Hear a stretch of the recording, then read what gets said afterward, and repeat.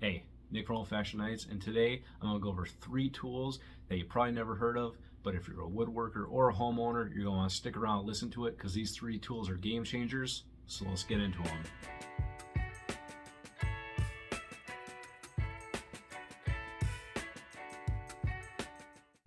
One of my favorite tools to use is my brad nailer. Whether it's in my workshop putting pieces together or in the home, say tacking on trim, quarter round, or just putting something together that fell off, it always comes in handy. Occasionally though, when say the battery's running low or you just hit a knot, sometimes the nail won't fully seat into the wood and it just sticks out. When this happens, one of the easiest things to do is just take a normal claw hammer and hammer the nail until it's flush. The problem with this method though is that you run the risk of driving it too far where your hammerhead ends up leaving an indent into your piece.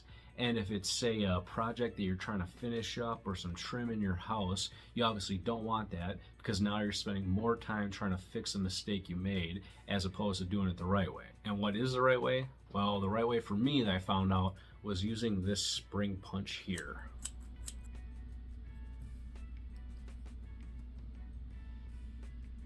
How a spring punch works is that it has 2 concave ends on either side, so you just find whatever one works for the head of your nail, place it on the nail, and what you're going to do is pull that spring back and let it drop to create that impact force that pushes down on it, which acts as the hammering function.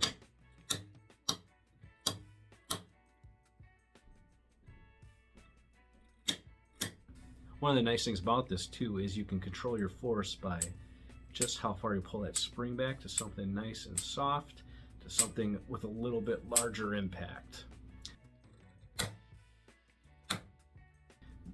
You can see the surface area of this is a lot smaller than the head of a claw hammer. So again, it's easier to patch up versus a claw hammer just because of the smaller size. And I find myself constantly using this whenever I have a nail head sticking out of my piece.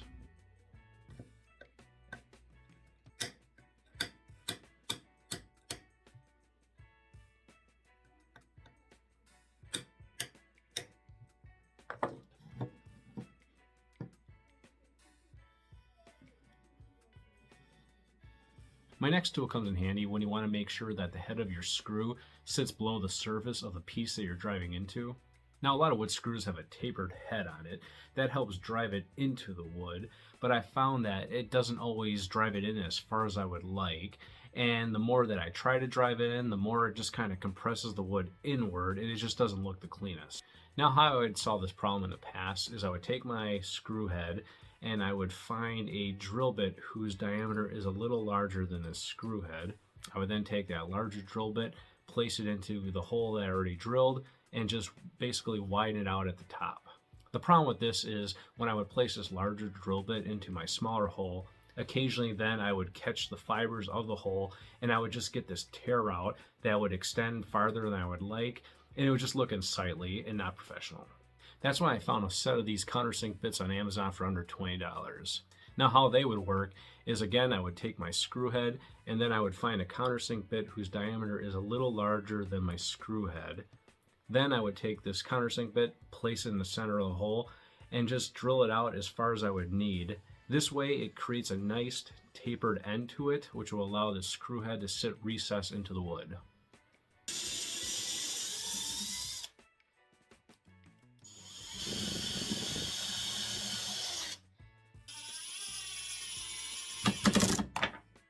Now, last tool I have is something that's not specifically for woodworking, but I find it's really helpful if you need an extra hand or you just want something taken care of quick, and that is a spring punch. But this spring punch is used for making a starter hole into metal that you want to drill into.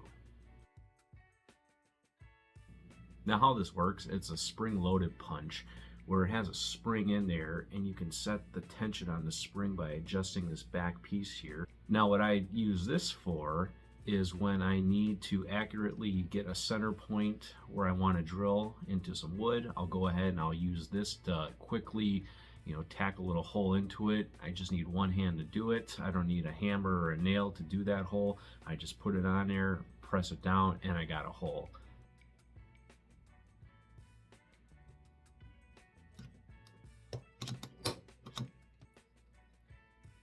Another thing I like about this is that I can keep a drill in one hand, and if I'm drilling a quick hole and I need just a starter point, I can just have this in the other hand, pop a little hole there, put the drill bit in there, and drill it in.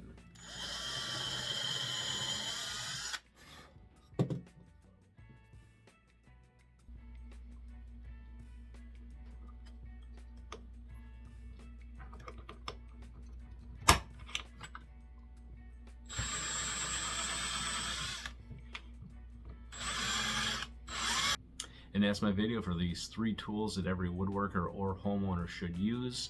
If you enjoyed this content, please hit like and subscribe. It really helps the channel grow. And I'll see you in the next one. Have a good one. Thanks. Bye.